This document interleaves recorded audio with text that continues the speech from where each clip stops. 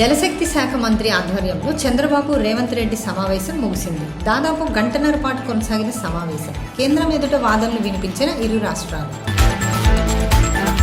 కేంద్ర జలశక్తి మంత్రితో తెలుగు రాష్ట్రాల సీఎం సమావేశంలో బనకచర్ల అంశం ఒకటే అజెండాగా పెడితే చర్చకు రాలేమని స్పష్టం చేసిన కోమటిరెడ్డి. కృష్ణా జలాలను చంద్రబాబు జగన్ అక్రమంగా తరలించారని, బనకచర్లను ఒప్పుకోమన్న కోమటిరెడ్డి.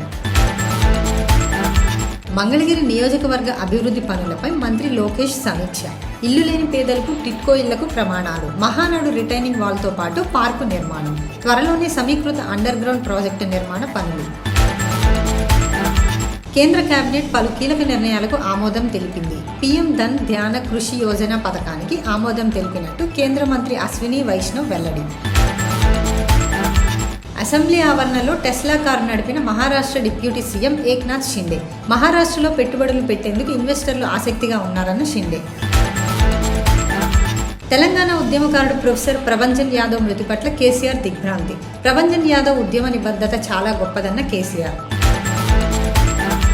అగ్రరాజ్యం అమెరికాలో కరోనా కలకలం. ప్రస్తుతం యుఎస్లో వేసవి సెలవులకు జోరుగా ప్రయాణాలు చేస్తున్న ప్రజలు. వేగంగా వ్యాపిస్తున్న కరోనా వైరస్. సాధ్యమైనంత వరకు సామాజిక దూరాన్ని పాటించాలన్న అధికారులు.